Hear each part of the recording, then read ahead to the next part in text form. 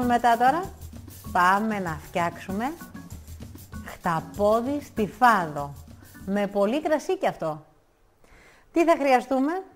Χταπόδι, ντοματάκια, κρεμμύδια μικρά για στιφάδο, ένα ποτηράκι κρασί, λάδι ελιάς, ξηρά μυρωδικά και μερικά φύλλα δάφνης.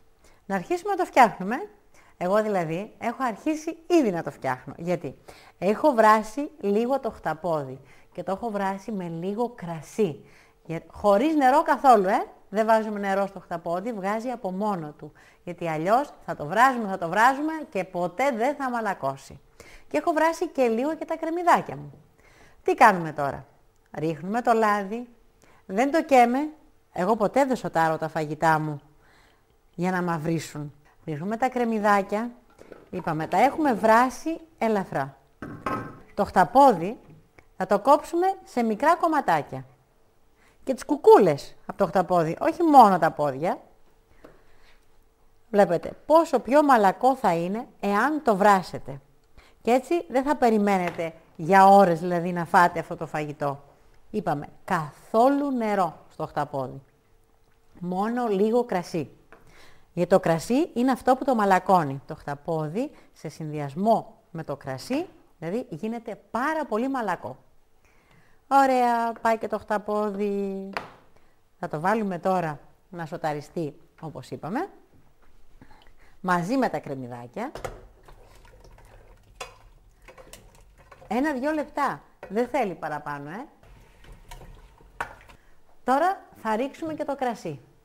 Όπως είπαμε, μαλακώνει το χταπόδι. Αρκετό κρασί. Και αν έχετε και γλυκό κρασί, είναι ακόμα καλύτερο. Μαυροδάφνη είναι τέλεια. Ή ό,τι άλλο κρασί θέλετε. Τα αφήνουμε έτσι να πάρει 1-2 βράσεις δηλαδή, μέσα στην κατσαρόλα και ρίχνουμε τα ντοματάκια ολόκληρα. Μπορείτε βεβαίως να έχετε και άλλου είδους ντομάτες, αρκεί να τις ξεφλουδίσετε. Πώς καθαρίζουμε τις ντομάτες, ξέρετε? Εύκολα. Σε ένα κατσαρολάκι που βράζουμε νερό, βουτάμε λίγο μέσα τις ντομάτες. 1-2 λεπτά. Και τις βγάζουμε με μία τρυπητή κουτάλα. Τις αφήνουμε πάνω στον πάγκο της κουζίνας, τις πιάνουμε σιγά σιγά με το χέρι μας, αφού τις τρυπήσουμε λίγο με ένα μαχαιράκι στην άκρη και τσακ, βγαίνει όλη η φλούδα. Λοιπόν, να βάλουμε τώρα τα ντοματάκια μέσα στο χταπόδι μας. Για να πάρει και ωραίο χρώμα. Γιατί το κόκκινο χρώμα στο φαγητό είναι υπέροχο στο πιάτο. Τα ανακατεύουμε. Να πάει παντού. Μυρίζει αυτό το χταπόδι και είναι και φρέσκο φρέσκο. Το βγάλανε οι ψαράδες της περιοχής μου. Βάζουμε τώρα ξηρά μυρωδικά, αλάτι, πιπέρι. Τα ξηρά μυρωδικά μπορείτε να βάλετε, όπως είπαμε, και ό,τι σας αρέσει. Όχι πολύ αλάτι πάλι, γιατί πάντα προσθέτουμε αλάτι και στο τέλος. Πιπέρι μπορείτε να βάλετε και πάπρικα. Και αν θέλετε μπορείτε να τυλίξετε το χταπόδι σας στην πάπρικα. Παίρνει πολύ ωραία γεύση. Λοιπόν, στιφάδο χωρίς δάφνη δεν γίνεται. Και η δάφνη μας θα μυρίσει πολύ ωραία. Να αφήσουμε τώρα το χταπόδι μας ήσυχο να βράσει μαζί με το κρασί του για κάμια ώρα περίπου. Όχι και παραπάνω, γιατί ήδη είναι μαλακωμένο που το έχουμε βράσει εμείς. Δεν χρειάζεται παραπάνω. Αχ, υπέροχο.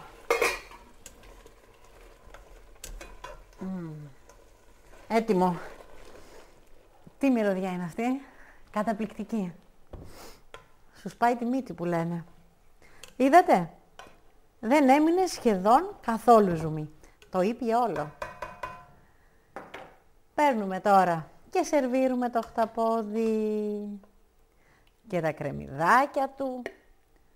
Λίγα λιώσανε από ό,τι βλέπετε, γιατί ήταν πολύ πολύ μικρά και φρέσκα. Βάζω 3 κουταλιές, γιατί σίγουρα δεν αρκεί η μία. Τι λέτε εσείς, Ωραίο δεν είναι και αυτό το φαγητό μας?